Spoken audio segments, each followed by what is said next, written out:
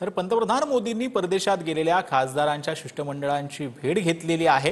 यावेळी पंतप्रधान मोदींनी सुप्रिया सुळेंकडे शरद पवारांच्या तब्येतीची विचारपूस केलेली आहे। ऑपरेशन सिंधूरनंतर भारताची दहशतवादाविरोधातील जगभरातून जी आहे ती भूमिका मांडण्यासाठी जगभरामध्ये या खासदारांचं शिष्टमंडळ परदेशात गेलेलं होतं आणि आज ज्यावेळेला हे सगळे खासदार जे आहेत ते भारतात परतल्यानंतर पंतप्रधानांनी या सर्व खासदारांची भेट घेतली आणि सुप्रिया सुळेंना शरद पवारांच्या तब्येतीविषयी देखील यावेळेला जे पंतप्रधानांनी विचारलेलं आहे। प्रदेशातून परतल्यानंतर शिष्टमंडळाकडून मोदींची भेट घेण्यात आली आहे। परदेशात गेलेल्या प्रत्येक खासदाराचे मोदींनी अनुभव जे आहेत ते यावेळेला विचारलेले आहेत।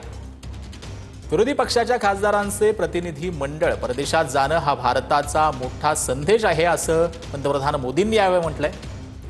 तर संकट काळात देश दहशतवादाविरोधात एकत्र आहे हा संदेश देण्यात आपण यशस्वी ठरल्याचं देखील यावेळेला पंतप्रधान नरेंद्र मोदींनी म्हटलंय। भारताची बाजू मांडण्यासाठी सत्ताधारी विरोधी पक्षाच्या खासदारांना परदेशात पाठवलं पाहिजे असं देखील यावेळेला पंतप्रधान मोदींनी म्हटलेलं आहे।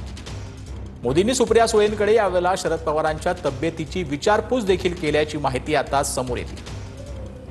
मोदींनी प्रियंका चतुर्वेदींच्या वडिलांच्या तब्येतीची देखील विचारपूस केलेली आहे। तर मुस्लिम राष्ट्रांचाही ऑपरेशन सिंदूरला पाठिंबा आहे। खासदारांची पंतप्रधान मोदींना ही माहिती पाहायला मिळते।